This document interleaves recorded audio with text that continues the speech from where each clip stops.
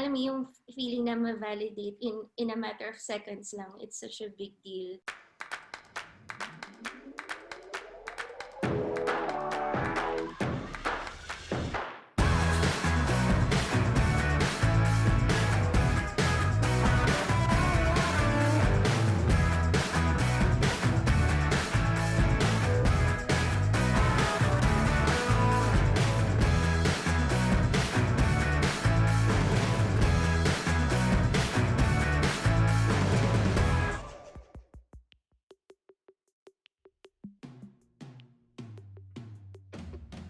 Paano ba yung naging journey natin sa paggawa ng Gaya sa pelikula?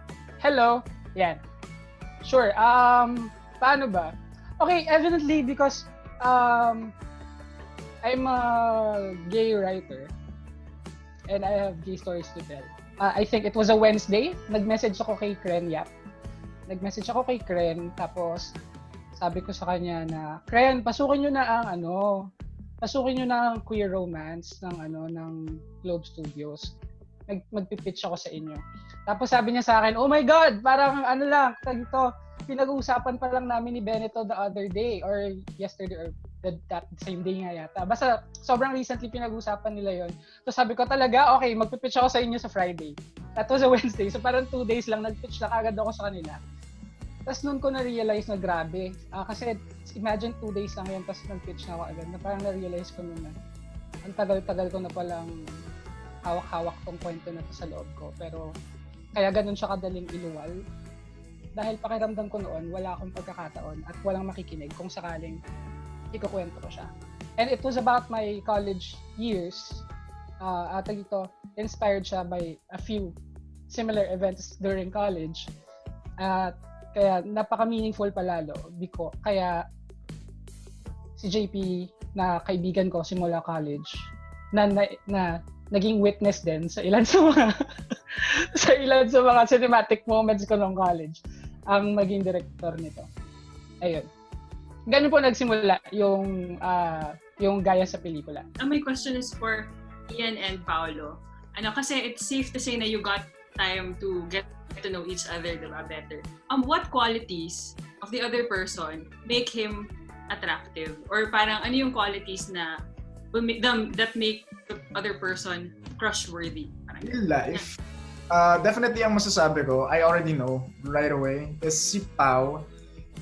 Sobrang palaban niya.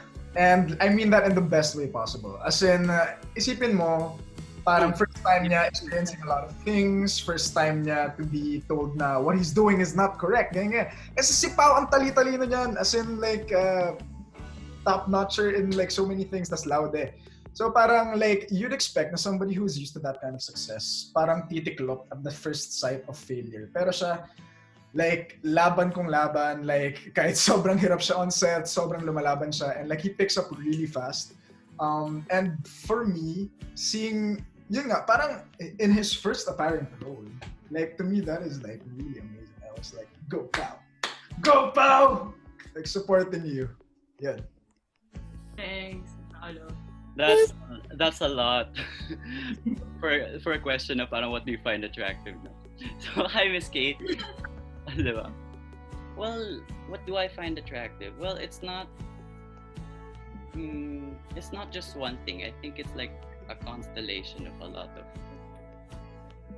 of little things that make up a person. Like, I find you attractive because you seem pleasant, you seem approachable, you're well groomed, and you speak in a very, kind manner. So, this is not in character, no? So, how do I answer this question? Bakit daw siya crushable? Ian, we're talking about Ian. Okay. Si Ian. Okay. Hello. Naubusan na sasabihin. Hindi, for me, initially kasi, as in yung first impression ko pa lang kay Ian, I was already like, oh my God, ang pogi niya. As in Zoom call, auditions, like, oh my God, ang pogi niya. I'm trying to figure out why.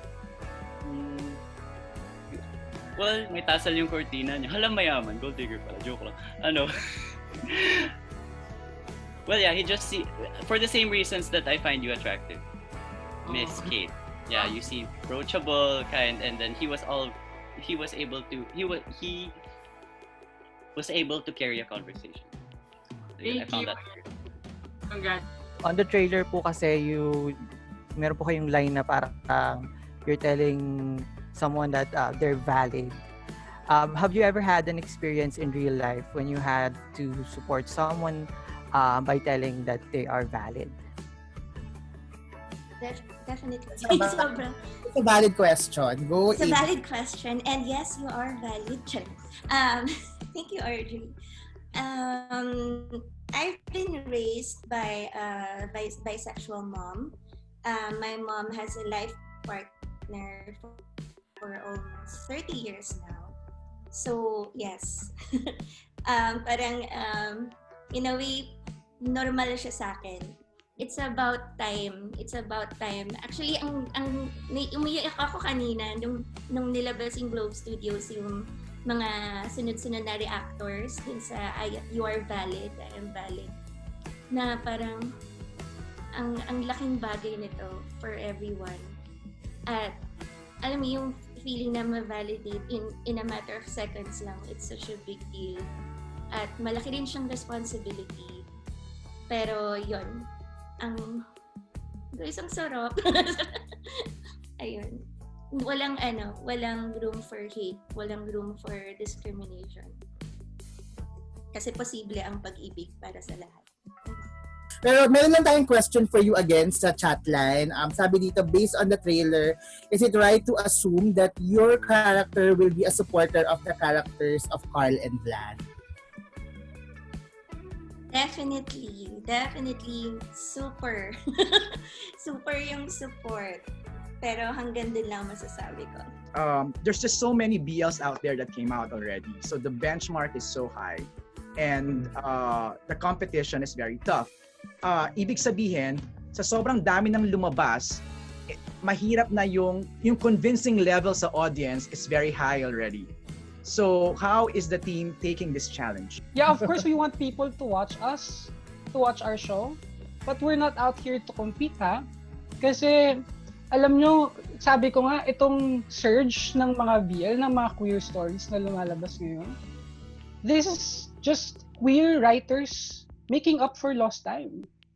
Because the entire history of Philippine showbiz, of Philippine cinema, there have been queer writers, but they haven't been writing their love stories. They have been writing straight love stories. They have been writing political movies, etc., but never rom-coms.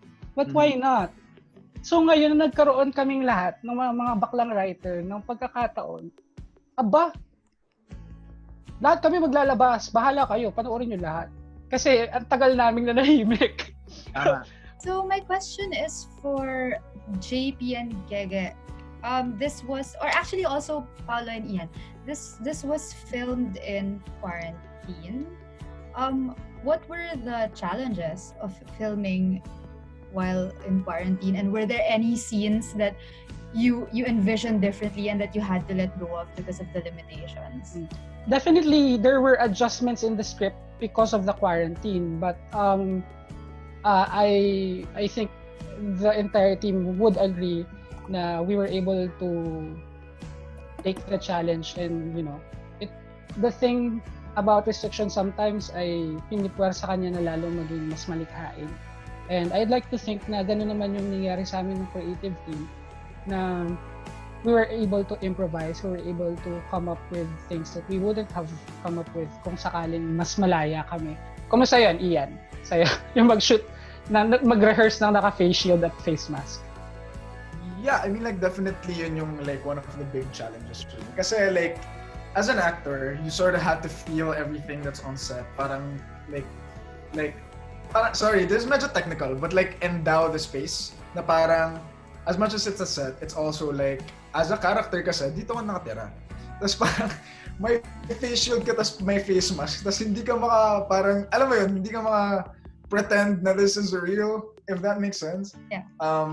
So that's like one of the big things. Yeah. Well, I share a lot the sentiments that Ian's just expressed. Pero for me, yung working in the pandemic for me, naging malaki talaga siyang driving force for me to pursue this project, considering that I have med school, right, that I was so unsure of whether classes were, diba, whether I would have classes, let alone or how, diba, how they'd be conducted. So the face mask, the face shields, the protocols, they're nothing compared to the message that we want to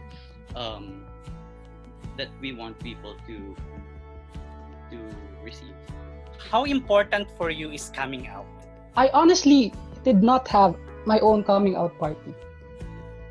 Pero importante sa akin ang ownership of who you are, of asserting your right to be here. It doesn't necessarily have to mean na kailangan mong i-announce na bakla ka, na lesbiana ka o anuman. Kasi ang totoong goal dito ay maging pantay-pantay na talaga ang lahat, na hindi ka nahuhusgahan para sa sexual orientation at gender identity and expression mo. To the point na wala nang magka-come out kasi hindi na siya nagmamatter. Dahil kung ano ang pagtrato mo sa iba ay hindi dapat nakabasis sa sexual orientation, sa SOGI niya.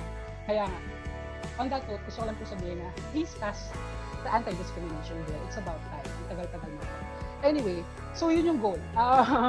Yeah, ang totoong goal dito ay hindi mag-come out ang mga bakla. In the long run, ang pinaka-goal natin ay hindi nakakailanganing mag-come out ng kahit sino. Dahil kahit ano ka pa, hindi ka itatrato ng iba. Ganun, pantay-pantay ang karapatan ng kahit sino.